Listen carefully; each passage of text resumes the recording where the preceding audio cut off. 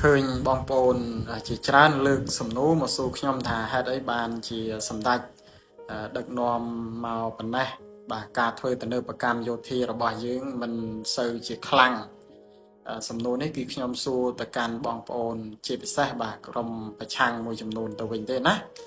បើសិនជាបងប្អូនស្ដាប់ទៅមានការមិនពេញចិត្តក៏មិនដឹងធ្វើយ៉ាងម៉េចដែរតែយើងនិយាយតែអ្វីដែលជាការពិតទេបងប្អូនមួយចំនួនដែលជាអ្នកគ្រប់គ្រងរាជរដ្ឋាភិបាលក៏ដូចជាក្រុមប្រឆាំងខ្លួនឯងក៏ដឹងច្បាស់ដែរណា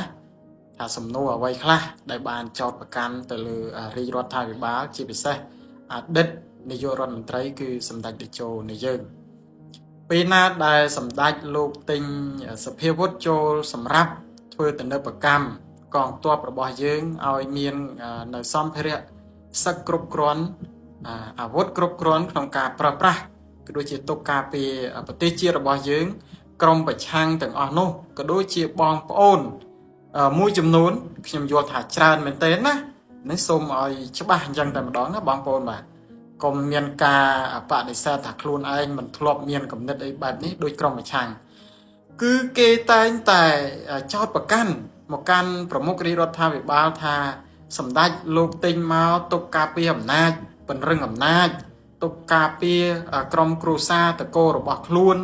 បាទទិញមកទុកតែធ្វើបាបប្រជារាស្ត្រផ្សេងច្រើនណាស់ណាខ្ញុំជឿថាបងប្អូនជាច្រើនធ្លាប់ឮពាក្យនេះឥឡូវជាក់ស្ដែងណាការទិញឬក៏ធ្វើទំនើបកម្មយោធាដោយទិញសភាវុធពីបណ្ដាប្រទេសផ្សេងតួយ៉ាងមានមិត្តចិនរបស់យើងមិនមែនទិញមកទុកសម្រាប់ដើម្បីការពារក្រុមគ្រួសារតកូលរបស់លោកទេនេះបងប្អូនឃើញជាក់ស្ដែងអញ្ចឹងទិញទុកការពារប្រទេសយើងទាំងអស់គ្នាព្រោះសម្ដេចលោកបានមានអនុសាសន៍រួចហើយថាលោកមិនរត់ទៅណាចោលប្រជាជនកម្ពុជាទេបាទលោកមានសញ្ជាតិតែមួយទេណាសូមបងប្អូនស្ដាប់ឲ្យច្បាស់ណាកុំទុកអាគំនិតស្មោកគ្រោកបែបនេះនៅក្នុងខ្លួនទៀតណាបោះបង់វាចោលឲ្យអស់មានតែយើងខ្លាំងទេបានមជ្ឈដ្ឋានអន្តរជាតិសហគមន៍អន្តរជាតិគេជួយយើងមកថាឲ្យយើងទៅសុំគេឥឡូវឃើញទេឲ្យគេជួយគេពិបាកតែកលទោសគេមិនកលទោសផងមិនមែនថាគេនឹងវាអាក្រក់គេមិនស្គាល់ទោសទេគេមានហេតុផលរបស់គេរៀងៗខ្លួនក្នុងការធ្វើទំនាក់ទំនងជាមួយបណ្ដាប្រទេសបាទគេហៅថាបាត់ដៃក៏សាច់ខ្នងដៃក៏សាច់គេមិនចង់ធ្វើឲ្យគេហៅថាសង្គ្រាមក្នុងតំបន់ណាមួយផ្ទុះឡើងកាន់តែខ្លាំងដោយការមើលមុខគ្នាមិនចំទេណាបងប្អូននេះសូមឲ្យយល់កន្លែងហ្នឹងអ្វីដែលខ្ញុំបានលើកឡើងមកនេះសង្ឃឹមថាបងប្អូនមួយចំនួនប្រហែលជាធ្លាប់បានឮហើយការចោទប្រកាន់ទិញសភាវុធមកដើម្បីការពារអំណាចការពារដោយយល់ថាប្រមុខរាជរដ្ឋាភិបាលផ្ដាច់ការដោយកូរ៉េខាងជើងណាខ្ញុំឃើញមួយរយៈចុងក្រោយនេះបងប្អូនមួយចំនួនច្រើនបាទយល់អារម្មណ៍ប្រធានាធិបតីកូរ៉េខាងជើងលោកគឹមចុងអ៊ុនហើយណាបងប្អូនបើសិនជាយើងមិនខ្លាំងទេបាទគេជន់មានណាទេណាបងប្អូនទី1ប្រទេសជិតខាងរបស់យើងសត្រូវប្រវត្តិសាស្ត្ររបស់យើងទី2មហាអំណាចដែលតែងតែយកប្រទេសតូចតាចជាខ្សែបន្ទាត់ដើម្បីពង្រឹងអំណាចឥទ្ធិពលរបស់ខ្លួនផ្សេងណាអានេះជាអ្វីដែលខ្ញុំចង់ឲ្យពុកម៉ែបងប្អូនយល់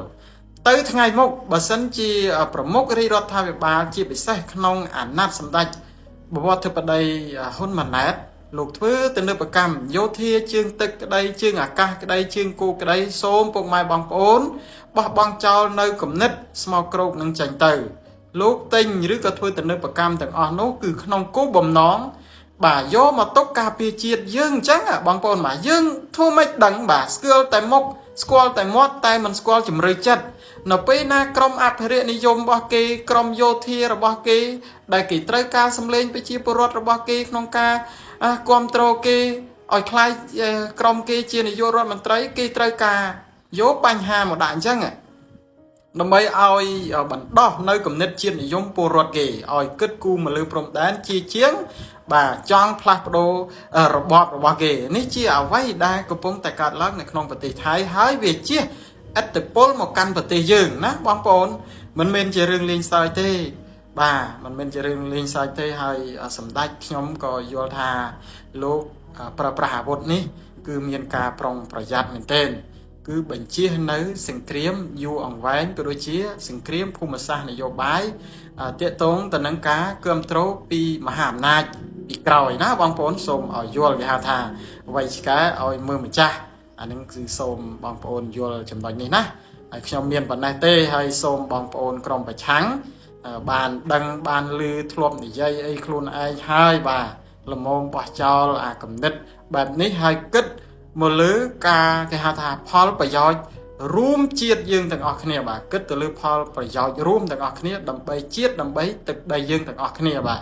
នេះជាអ្វីដែលខ្ញុំចង់លើកមកបញ្យល់ពុកម៉ែបងប្អូនទាំងអស់គ្នាហើយឃើញមានការសួរខ្ញុំក៏ដូចជាចង់ដឹងអីចឹងទៅក៏ខ្ញុំមិនមានអីទេខ្ញុំមានតែឲ្យសួរបងប្អូនក្រុមប្រឆាំងវិញថាមែនអត់បាទហើយមកបងប្អូនមួយចំនួនបាទធ្លាប់ប្រើពាក្យសម្ដីនឹងមែនអត់បាទនៅពេលណាប្រទេសមានសុខសន្តិភាពដាច់ខាតគឺជាឱកាសត្រូវតែពង្រឹងបាទវិស័យយោធាវិស័យអីទាំងអស់នោះដើម្បីទុកមកការពារនៅផលប៉ះពាល់នៃណាមួយពីប្រទេសជិតខាងរបស់យើងដែលចង់ឈ្លានពានយើងហ្នឹងហើយខ្ញុំសូមចូលរួមតែប៉ុណ្ណេះទេណាបងប្អូនបាទសូមយកទៅគិតពិចារណាហើយស្វែងយល់ខ្លួនឯងណាសូមអរគុណ